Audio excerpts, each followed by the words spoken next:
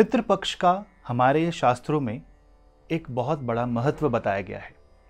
पितृपक्ष वो समय है जिस समय हम अपने पूर्वजों को भोजन देते हैं।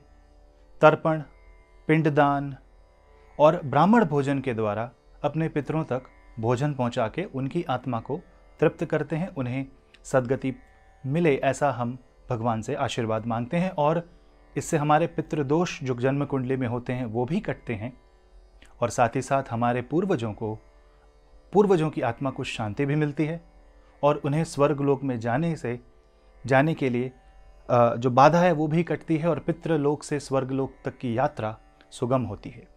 इससे जुड़ी एक कहानी है जो महाभारत में कर्ण के लिए प्रसिद्ध है।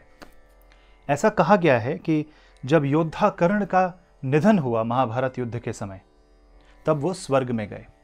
जब उनकी आत्मा स्वर्ग में जाती है तो उन्हें तीव्र क्षुधा यानी कि भूख लगती है। वो भोजन मांगते हैं और उनके सामने एक थाल में सोने और चांदी के आभूषण और बहुत सारा सोना रख दिया जाता है। अब सोना तो खा नहीं सकते, तो यहाँ पे कर्ण परेशान हो जाते हैं। वो राजा इंद्र के पास जाते हैं और पूछते हैं कि भोजन नहीं है ये तो मैं नहीं खा सकता। तब इंद्र उन्हें ज्ञात कराते हैं कि आजीवन उन्होंने बहुत सोना चांदी दान किया, बहुत आभूषण सोने के सिक्के दान किए, बिकॉज कर्ण दानवीर थे। उनका नाम ही पड़ा है दानवीर कर्ण। वो अपनी दान के लिए प्रसिद्ध थे, परंतु उन्होंने कभी अपने पूर्वजों का तर्पण नहीं किया, पूर्वजों को भोजन नहीं दिया, उन्हें याद नहीं किया। इसलिए उन्हें भोजन प्राप्त नहीं हुआ। जब वो किसी के पूर्वज बने तब उन्होंने देवराज इंद्र से क्षमा मांगी और कहा कि ये उनसे अज्ञानतावश हुआ, क्योंकि उन्हें अपने कुल के बारे में, अपने पूर्वजों के बारे में कोई ज्ञान ही नहीं था।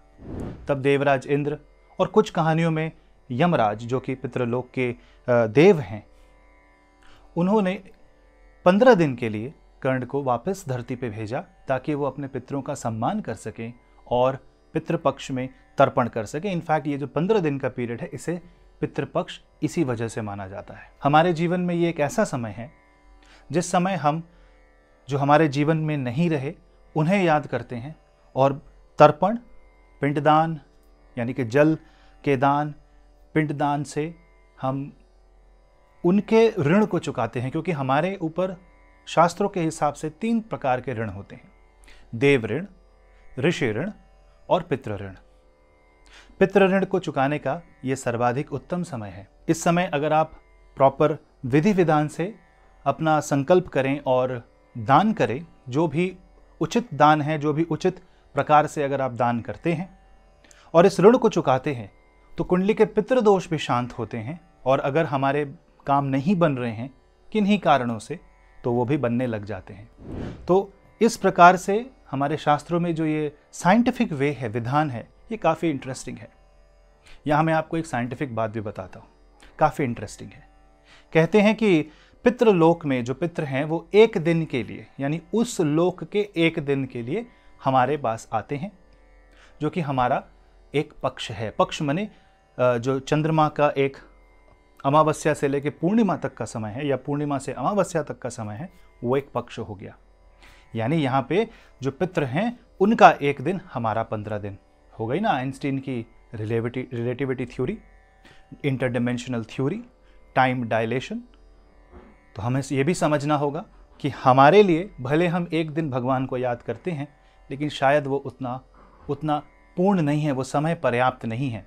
इसीलिए निरंतर भगवान का जाप करना और लाखों, 1.25 लाख, 1.25 करोड़ मंत्रों का विधान इसीलिए बनाया गया है ताकि हम वो टाइम और डायमेंशन की बाउंड्री को समझ पाएँ और ब्रीच कर पाएँ, और ये बात ईश्वर तक पहुँच पाए। आशा करता हूँ कुछ ज्ञान प्राप्त हुआ होगा। नई मुहिम, नए इनिशिएटिव के साथ इस चैनल पे आ रहा हूँ। कैसा लगा आप अवश्य बताइए। मिलूंगा मैं आपसे अगले वीडियो में। तब तक के लिए नमस्ते।